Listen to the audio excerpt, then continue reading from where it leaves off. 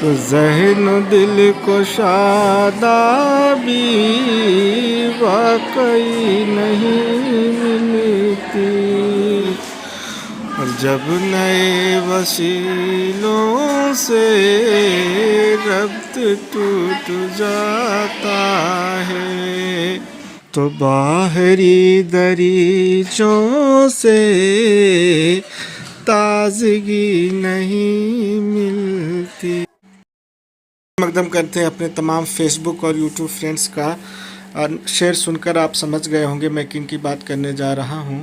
دنیائے اردو ادب کا ایک مقدس نام جناب ظہیر غازی پوری۔ ظہیر غازی پوری کسی تعارف کے محتاج نہیں، میرے حرف لب جل جائیں گے، تذکرہ کر دوں تو میرے حرف لب جل جائیں گے، منکشف ہوتے ہیں مجھ پہ ایسے کچھ اسرار بھی۔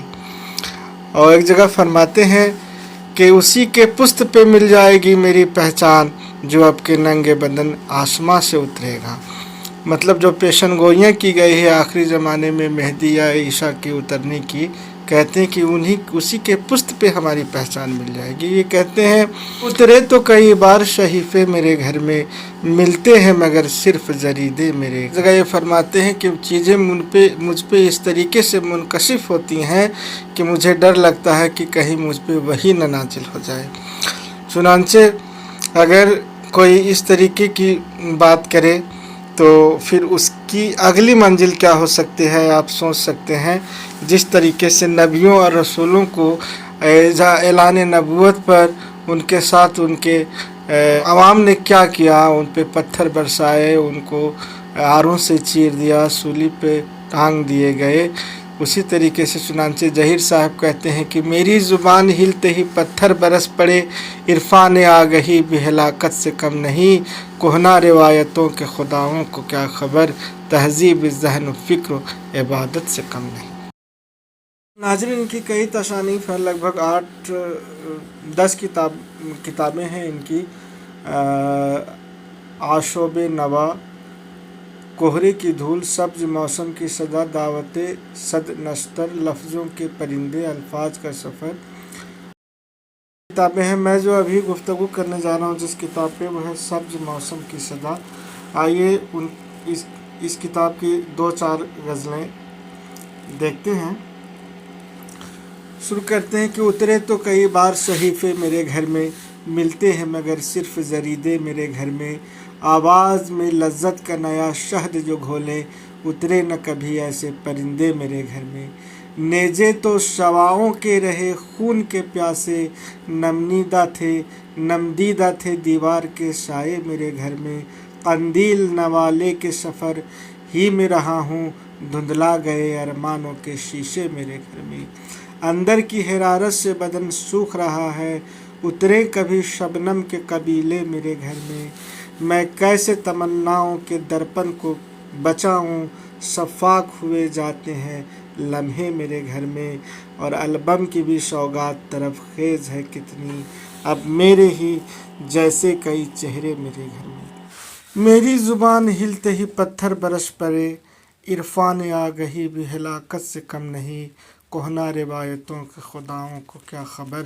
تہذیب و ذہن و فکر و عبادت سے کم نہیں، اتنا ہو خوش نصیب کہ آزار رضا مجھے جب بھی ملا تو میری ضرورت سے کم نہیں، ہر شخص کھو چکا ہے جب اپنا وجود تک، سائے کا تذکرہ بھی قیامت سے کم نہیں، رشتہ جو ٹوٹ کر میرے حصے میں رہ گیا، اس عہد میں وہ تازہ رفاقت سے کم نہیں، گزری تو سطح دل پہ پھپھولے اگا گئی، لمسی ہوا میں موج قیامت سے کم نہیں، نقطہ کسی بدن کی شباہت نہ پا سکا، پھر بھی ہزار رنگ علامت سے کم نہیں۔ دوستو دیکھیے ایک اور غزل، جیسے غالب اپنے شعر میں کہتے ہیں، گویا مجھ کو ہونے نے نہ ہوتا میں تو کیا ہوتا۔ اسی نقطۂ نظر پہ دیکھیے ظہیر صاحب کیسے اس نقطے کو پیش کرتے ہیں کہ نہ ہوگا کچھ تو شفق ریزیاں رہی ہوں گی، نہ ہوگا کچھ تو شفق ریزیاں رہی ہوں گی، ازل سے پہلے بڑی خوبیاں رہی ہوں گی، مجھے گمان گزرتا ہے تیرے ساتھ ضرور، کبھی کبھی میری تنہائیاں رہی ہوں گی، جو چبھ کے پاؤں میں خون رنگ ہو گئی تھی کبھی، सात रंगों के कौशैन बन के उभरी है, ज़रूर वो तेरी अंगड़ाइयाँ रही होंगी। लिखे हैं लफ्ज़ तेरे होंठ पर गुलाबों के, निसार तुझ पे अदब सुर्खियाँ रही होंगी। तुझे जो दे गई सौगात साजो नगमा की, वह दे रफ्ता की शहनाइयाँ रही होंगी। बस इतना सोच के हर जहर पी गया हूँ मैं, कि कुछ तो तेरी भी मजबूरियाँ रही होंगी। खुले हुए हैं गमो दर्द के जो फूल तमाम, लहू के आग में परवाइयाँ रही होंगी। ज़हीर कर बेवफा के करीने कहते हैं, कि पास रह के बड़ी दूरियाँ रही होंगी।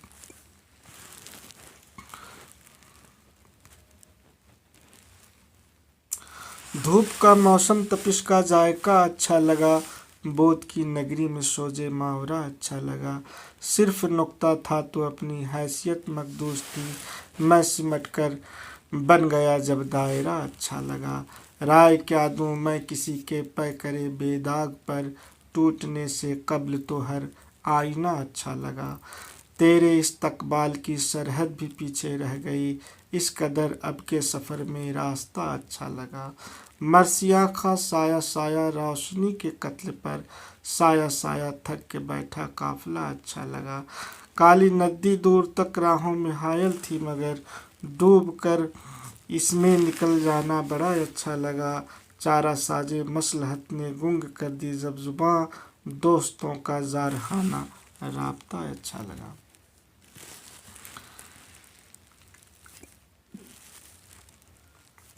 ये नुक्ते और दायरों की बात करते हैं। देखिए तशव्वुफ़ के पेचीदा मसाइल को किस तरीके से अपने शेर के अंदर बयान करते हैं, उसका हल ढूंढने की कोशिश करते हैं।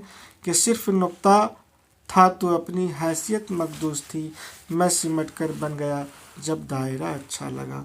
यह जगह फरमाते हैं कि पहले छुपा हुआ था अलिफ लाम मीम में, इजहार पा गया तो मैं नुक्ते में आ गया। इसी तरीके से ये कहते हैं कि ऐसे लम्हे पर मुझे कुर्बान हो जाना पड़ा, ऐसे लम्हे पर हमें कुर्बान हो जाना पड़ा, एक ही लग़ज़िश में जब इंसान हो जाना पड़ा। ये आदम और जन्नत की कहानी, फॉरबिडन एप्पल और गंदम खोरी, जिससे नाराज़ होकर खुदा ने उनको ज़मीन पर फेंका। कई शायर, बड़े शायरों ने इस नुक्ते को अपने शेर के ज़रिए पेश किया है। और देखिए कि ये इसी नुक्ते को, अपने नज़रिए को किस तरीके से पेश करते हैं कि ऐसे लम्हे पर हमें कुर्बान हो जाना पड़ा, एक ही लग़ज़िश में जब इंसान हो जाना पड़ा।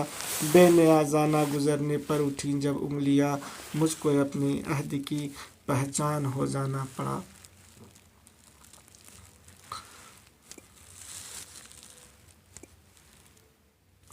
और इससे फिर आगे बढ़ कर के एक दूसरा नुक्ता इसी से जुड़ा हुआ कि हर्फ ता हर्फ ये इल्ज़ाम तरहदार गलत, हर्फ ता हर्फ ये इल्ज़ाम तरहदार गलत, हम है ना करदा गुनाही के सजावार गलत। लफ्ज़ बेजां को भी नुक्तों की नवा देता हूँ, मेरे मशरब में है नादार ये अफकार गलत। इनकी पैदाइश उत्तर प्रदेश के शहर गाज़ीपुर में हुई थी, मगर ये हज़ारीबाग में स्टेट ट्रांसपोर्ट में ऑफिस सुपरिटेंडेंट थे और यहीं रिटायर होकर के इन्होंने यहीं अपना मस्कन बना। दोस्तों, इनकी शख्सियत को एक छोटी सी वीडियो में नहीं समेटा जा सकता, लिहाजा आज नाजरीन आज के लिए बस इतना ही।